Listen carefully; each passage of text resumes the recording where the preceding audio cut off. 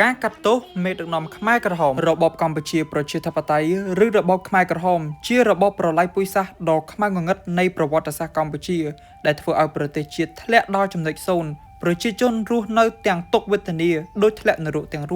ស់នៅដូចក្នុងគុកឥតជញ្ជាំងដែលជាដំបៅក្នុងចិត្តនៃប្រជាជនហើយជាដំបៅនៃប្រវត្តិសាស្ត្រកម្ពុជាដែលមិនអាចបំភ្លេចបានហើយនេះគឺជាមេដឹកនាំកម្ពុជានៃរបបខ្មែរក្រហមដែលបានរុញប្រទេសជាតិកម្ពុជាឲ្យធ្លាក់ចូលទៅក្នុងជ្រលងមរណៈអស់រយៈពេល3ឆ្នាំ8ខែនិង20ថ្ងៃចុះថាតើមូលហេតុអ្វីបានជាត្រូវកាត់ទោសមេដឹកនាំរបបកម្ពុជាប្រជាធិបតេយ្យឬរបបខ្មែរក្រហមទាំងនោះមូលហេតុដែលនាំឲ្យមានការកាត់ទោសមេដឹកនាំនៃរបបកម្ពុជាប្រជាធិបតេយ្យឬរបបខ្មែរក្រហមទាំងនោះព្រោះរបបនេះជារបបដឹកនាំដ៏អាក្រក់មួយដែលពិភពលោកមិនធ្លាប់មានពីមុនមកដោយបានជំលះប្រជាជនចេញពីទីក្រុងនិងទីប្រជុំជននានាបង្ខំប្រជាជនឲ្យធ្វើការហួសកម្លាំងលើសពី7ម៉ោងក្នុងមួយថ្ងៃនិង7ថ្ងៃក្នុងមួយសប្តាហ៍ហើយទទួលទានមិនបានគ្រប់គ្រាន់បំបិទសិទ្ធិសេរីភាពគ្រប់បែបយ៉ាងផ្ដាច់មនោសញ្ចេតនាក្នុងគ្រួសារលុបបំបាត់នៅជំនឿប្រពៃណីទំនៀមទម្លាប់សាសនាជាដើមកាប់សម្លាប់ប្រជាជនស្លូតត្រង់យ៉ាងរង្គាលធ្វើវិសុទ្ធនកម្មការសម្រិតសម្រាំងប្រជាជនបដិវត្តការបង្កើតមន្ទីរសន្តិសុខគ្រប់ទីកន្លែង